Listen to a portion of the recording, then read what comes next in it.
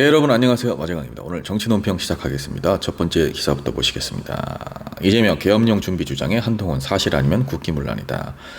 더불어민주당 이재명 대표가 계엄령 준비 의혹을 제기한 데 대해서 국민의힘 한동훈 대표 근거를 제시하라. 사실이 아니라면 국기문란에 해당한다라고 비판을 했습니다. 11년 만에 열린 여야 대표 회담 모두 발언에서 계엄령 준비 이야기가 나올 정도면 민주당이 모두 수긍할 만한 근거를 갖고 있을 것이다. 만약 계엄령 준비가 진짜라면 우리도 막을 것이지만 사실이 아니라면 국기를 문란하게 하는 것이다 라고 강하게 비판을 했고요. 추경호 국민의힘 원내대표도 민생협치를 모색해야 할 자리에서 근거 없는 계엄령 선동 발언을 불쑥 던진 데 대해 강한 유감을 표명한다. 여당 대표 면전에 두고 해서는 안 될 대단히 무례한 언행일 뿐 아니라 나라를 혼란에 빠뜨리는 가짜뉴스 선동이다 라고 얘기를 했는데, 이번 당대표 회담에서 이재명 대표가 계엄령 준비 관련해서 언급을 했습니다. 네, 여야가 이제 날선 공방을 벌이고 있어요. 사실 계엄령 선포 같은 경우는 굉장히 쉬운 일이 아니죠. 나라 같은 경우에 독재 정권 시절에나 계엄령 선포가 됐었던 건데, 이승만 정권이나 박정희 정권 때죠. 그럼 군부 독재 정권 시절에나 가능할 법한, 지금으로선 다소 허무맹랑한 얘기를 이재명 대표가 언급을 한 거냐? 정말 그렇습니까, 여러분? 박근혜 정부 때도 계엄령 선포를 검토했던 것이 밝혀졌죠. 진실에 대한 그 공방은 여전히 진행 중입니다만, 어찌됐든 윤석열 정권이 그동안 보여준 막무가내식 행태만 놓고 본다면은 정말 아예 가능성이 없지는 않다라는 거 아니겠습니까? 더군다나 이재명 대표 말처럼 관련된 제보나 소문들이 계속 빗발치고 있다라면은 제1야당 대표로서 한 번쯤은 공식선상에서 언급할 만한 그런 필요성은 있죠. 물론 계엄령 선포가 다시 한번 말씀드리지만 쉬운 일은 결코 아닙니다. 가능성은 정말 현저히 낮습니다. 더군다나 이제 국회를 완전히 무력화시킨다는 것은 지금의 상황에서는 불가능한 상황이기 때문에 이게 쉽게 생각해 볼 문제는 아닌데, 그럼에도 불구하고 정말 현 정권의 최고 권력자들이 수세에 몰리게 된다면 아예 불가능한 일이라고는 생각할 수가 없죠. 우리가 윤석열 대통령은 국회 개원식에도 참석을 안 했습니다. 한 야당 의원이 권익위원회 죽음 앞에 대통령 부부가 죽인 것이나 다름없다라는 말을 했다라는 이유로 이렇게 참석을 안 한 것이다 라는 추리가 빗발치고 있는데, 그 말이 대통령 입장에서 아무리 불쾌하고 속이 상하고 그랬던지 간에 한 나라의 대통령이 국회 개원식조차 참석을 하지 않았습니다. 87년 민주화 이후 37년 만에 처음인 겁니다. 또 어떤 일이 벌어질지 누가 장담할 수 있겠습니까? 다음 기사, 추경호 문재인 직접 수사 불가피, 정당한 수사 중단 못한다. 국민의힘 추경호 원내대표 문재인 전 대통령 전 사위의 특혜 채용 의혹 수사 과정에서 문 전 대통령이 뇌물 혐의 피의자로 적시된 데 대해 직접 수사가 불가피할 것으로 예상된다. 대통령이 퇴임 후 수사를 받는 일이 반복되는 건 우리 현대사의 비극이다. 법률과 규정에 입각한 정당한 수사를 중단할 수 없다. 문재인 정권 초기 전직 대통령 2명과 보수 진영 인사들이 구속당할 때 민주당은 적폐청산이라고 열광을 했다. 여당일 때는 적폐청산, 야당일 때는 정치보복이라는 내로남불에 공감할 국민은 많지 않을 것이다. 문재인 대통령에 대한 수사가 정당하다. 보수 진영 두 전직 대통령의 구속과 무슨 차이가 있느냐, 뭐가 다르냐. 자, 채용 특혜 의혹이잖아요, 지금 이게. 채용 특혜 의혹과 이명박 박근혜 전 대통령의 범죄 혐의와 이게 지금 비교가 됩니까? 사회에 끼친 해악이나 범죄의 질, 그리고 범죄의 크기, 이런 것들이 어느 정도 엇비슷해야 이런 말을 하는 거죠. 윤석열 정권이 궁지에 몰리고 계속해서 지지율이 떨어지고 회복이 안 되니까 이제는 이런 식으로 국면을 전환하려고 하는 겁니다. 검찰을 이용해서, 자, 이상직 민주당 전 의원, 이분을 중소벤처기업진흥공단 이사장으로 임명을 해주고 그 대가로 문재인 대통령의 사위를 항공사에 취업을 시켜줬다, 이건데, 저는 채용비리, 측근 채용 이런 건 정말 우리 사회에서 사라져야 된다고 생각합니다. 이게 만약에 사실이라면은 우리 당원 동지들이 저에게 욕을 할지언정 저는 문재인 대통령을 옹호해드릴 수가 없습니다. 그런데 제가 지적을 하고 싶은 거는, 검찰이 문재인 대통령을 피의자로 이렇게 적시를 해서 이런 식으로 망신을 주는 게 과연 합당한가? 그리고 이걸 정말 문재인 대통령이 받은 뇌물로 봐야 하는 건가? 이 수사가 너무 말이 안 된다는 거예요. 망신 주기, 국면 전환 그 이상도 이하도 아닙니다. 윤석열 대통령과 김건희 여사 관련된 인물들, 정부 주요 요직에 앉힌 사람 몇 명입니까?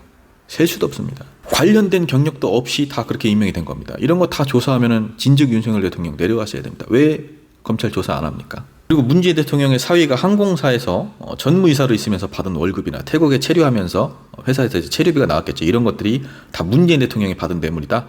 사위가 월급을 받은 게 어떻게 문재인 대통령이 뇌물을 받은 게 됩니까? 사위가 그럼 항공사에서 월급 받고 태국에서 체류하면서 체류비 받고 이런 것들을 다 문재인 대통령에게 갖다 바쳤다는 겁니까?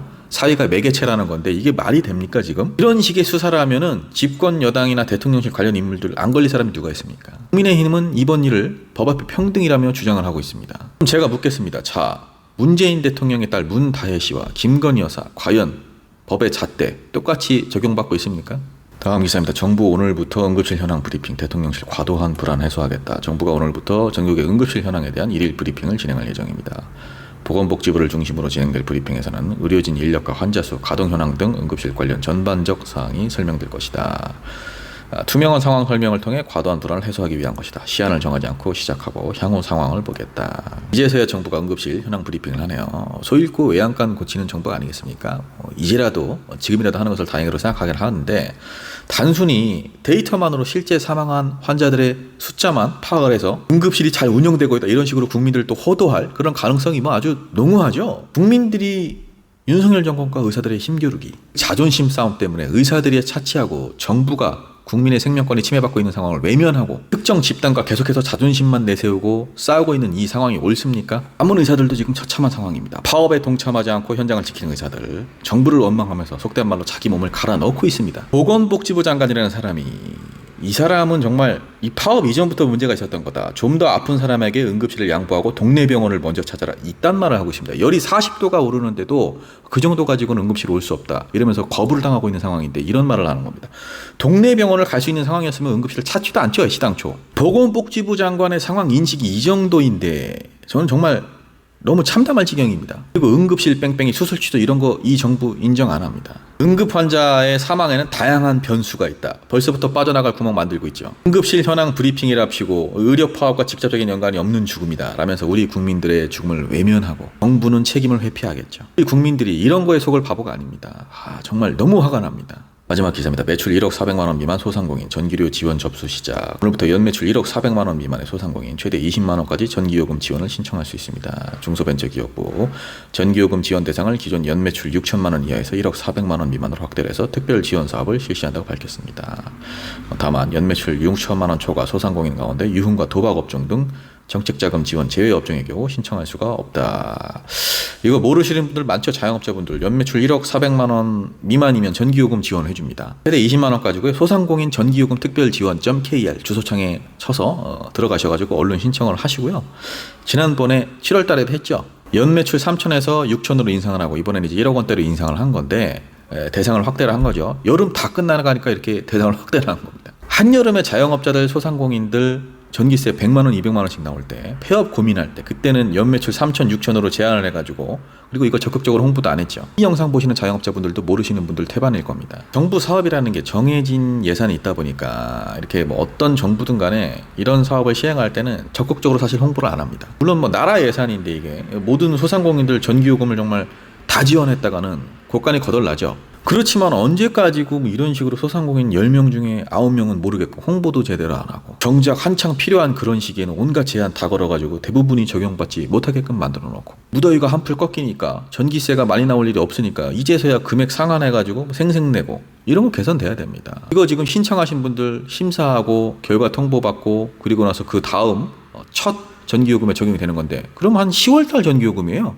에어컨 켤 일이 있겠습니까? 윤석열 정부는 정말 올 여름 냉방비로 폭탄 맞아서 자영업자분들 발 동동 구르고 있을 때 철저하게 외면했다는 거 여러분들 기억을 하셔야 됩니다. 어쨌든 우리 자영업자분들 최대 한도 20만 원입니다. 그럼 다 지나가서 큰 도움은 안 되겠지만 그래도 얼른 신청하십시오. 사업자 번호랑 한전 고객 번호만 알면 신청하실 수 있습니다. 자 여러분 마정영TV 오늘의 정치 논평 여기까지입니다. 평안 한번 보내시고요. 마정영TV 구독 좋아요 부탁드립니다. 감사합니다.